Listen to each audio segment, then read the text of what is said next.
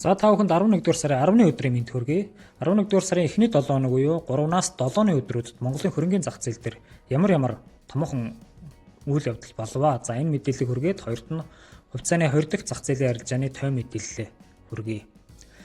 За өнгөрсөн 7 хоногт бол Premium Nexus буюу CU хувьцаат компани хувьцаагаа эргүүлэн худалдаа авахыг шаардах эрхийг хэрэгжүүлэхээр шийдвэрлэлээ. За энийг болохоор хүмүүс энэ компани хаалттай буюу хязгаарлагдмал хариуцлагатай компани болох гэж байгаа юм уу гэж ойлгоод байлаа. За энэ бол биш. Учир юу вэ гэхээр энэ компани 75%-ийг нь эзэмшиж байгаа дийлэнх хувьцааг нь эзэмшдэг ийм хувьцаа эзэмшигчид жижиг хувьцаа эзэмшигчдээсээ хувьцааг нь эргүүлэн худалдан авахар юм шийдвэрлсэн байгаа. Энэ нь бол сайн дурын шинжтэй гэсэн үг. Та тэдний санал болгож байгаа үнээр хувьцаагаа зарсан ч болон зарахгүй ч байсан болно. За ингээ эргүүлэн худалдаж авч явах дуудах нь бол 350 төгрөг. Шаардах эрх үүссэн өдөр 11-р сарын 7-ны өдөр. Тэгэхээр та энэ 11-р сарын 7-ноос өмнө энэ хувьцааг авсан байсан бол 350 төгрөгөөр нь энэ дийлэнх хувьцаа эзэмшигчдтэй хувьцаагаа зарж болно гэсэн үг. За хувьцаагаа эргүүлэн худалдаа авах хүсэлтэй хувьцаа эзэмшигчдийн хүсэлтийг хүлээн авах хугацаа нь болохоор 11 сарын 10-наас 12 сарын 23-ны өдрүүдээр үргэлжилэх юм байна. За ингээд эргүүлэн худалдаа авах хүсэлт гаргасан хувьцаа эзэмшигчдийн хувьцааны мөнгийг нь болохоор 12 сарын 30-наас 26 оны 1 сарын 9-ний хооронд насанд нь байршуулах юм байна. За тууцын тогтоолыг харъя. За энэ нь олдсонгүй устгасан юм уу яасэ. За өөр ямар үйл явдал болов гэхээр мөн үндэсний хувьчлалын сан. За манай чинь 2 хаалттай хөрөнгө оруулалтын сан байгаа. Мандал тэгээ үндэсний хувьчлалын сан. Мандал ирээдүйн өсөлт үндэсний хувьчлалын сан 2. За үндэсний хувьчлалын сан мөн нэг зэрхээ эргүүлэн худалдаа авах юм шийдвэр гаргасан.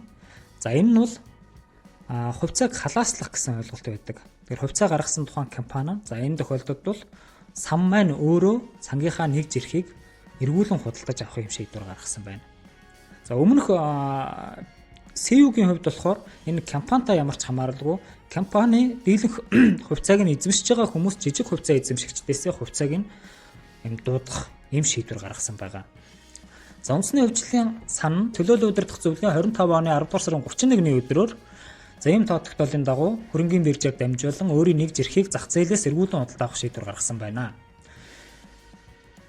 За энэ сангийн нийт гаргасан хувьцаа бол 50 сая ширхэг. За эргүүлэн худалдаа авах хувь нь 5% хүртэл гэж байна. Тэгэхээр нийт 50 сая ширхэгийн 5% буюу 2.5 сая ширхэг хүртэл.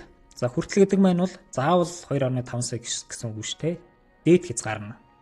За тэгээд энэ оныг дуустал энэ нэг зэрхээ ингэж зах зээл дээрээс нь худалдаж авах юм байна. За ямар ханшаар авах юм гэхээр нэг зэрхийн зах зээлийн ханш нь тухайн үеийн цэвэр хөрөнгийн үнэлгээний 15 ба түүнээс дээш хувиар бага үнэлэгдэж байгаа тохиолдолд. За цэвэр хөрөнгийн буюу дансны үнээсээ 15 болон түүнээс дээш хувиар багаар үнэлэгдэж байгаа тохиолдолд зах зээлийн үнийн бага байгаа тохиолдолд авнаа гэж байна. За ингээ үүнтэй холбоотой энэ хувьцаа баг зэргийн өсөлт үзүүлсэн.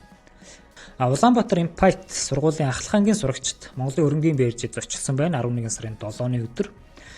Сүүлийн жилүүдэд за ялангуяа энэ оны хувьд бол Монголын хөрөнгийн бирж маань иргэд олон нийт рүү чиглэсэн биржийнхаа үйл ажиллагааг олон нийтэд сурталчлах, таниулах ийм талын үйл ажиллагаа бол их маш идэвхтэй явуулж байгаа. Энэ нь бол сайн зүйл.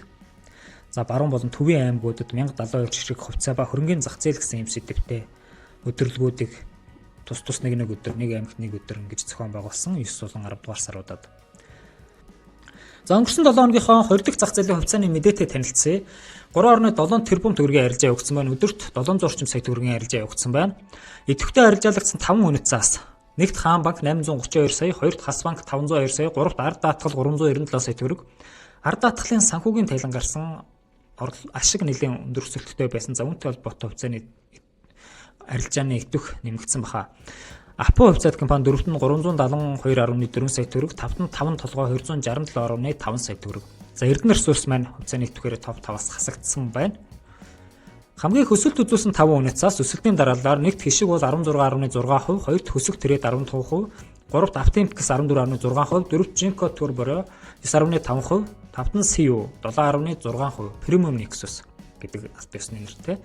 За энэ нь бол дээрх хувьцаагаа эргүүлэн дуудах энэ тогтоолтой холбоотой ингэж өсөлт үзүүлсэн болов уу. За яг хөө энэ дээр ялангуяа хувьцаа хөрөнгөний зах зээл сонирхдаг хүмүүсийн хувьд бол дотоод мэдээлэл алдагдсан юм биш үү гэсэн юм хардлага бол бас байгаа. Хамгийн их бууралттай 5 үнэт цаас гэвэл нэгт Монгол шуудан 15.5%, хоёрт Баян-Тэг 15%, гуравт Харт Тарвахтай 14.8%, дөрөвт Шивээ Овоо 14.3%, тавт Булгаар 11.3%. За Баян-Тэг, Булгаар, Харт Тарвахтай эднэрийг бол бараг мэдэхгүй юм компаниуд байна. Хувьцаанд төдийлөн идэвхтэй арилжаалагддаггүй. Тэгвэл хоёр хөрөнгө оруулалтын сангийн хувьд за мандал ирээдүйн өсөлт 0.1%-аар 2%-аар буурж 923.7 төгрөг дээр хаагдсан бол үндэсний хувьчлалын сан 7.9%-аар өсөж 94.9 төгрөг дээр хаагдсан байна. За энэ компани энэ сан маань хувьцаагаа эргүүлэн халааслагтай холбоотой гэж өсөлт үзүүлсэн байна. За энэ хүрээд өмнөх 7 хоногийн хөрөнгөний зах зээлийн хувьцааны товч мэдээлэл өндөрлөж байна. За яагаад би энэ мэдээллийг хүргэдэг вэ гэхээр хувьцаагаар ашиг өгөөж хүртэх юм бол хамгийн чухал нь бол мэдээлэлтэй байх ёстой. За энэ зорилгын үүднээс бол та бүхэнд ингэж өөрийнхөө цаг заваас хумслан байж энэхүү мэдээллийг 7 хоног тутамд хүргэж байгаа шүү.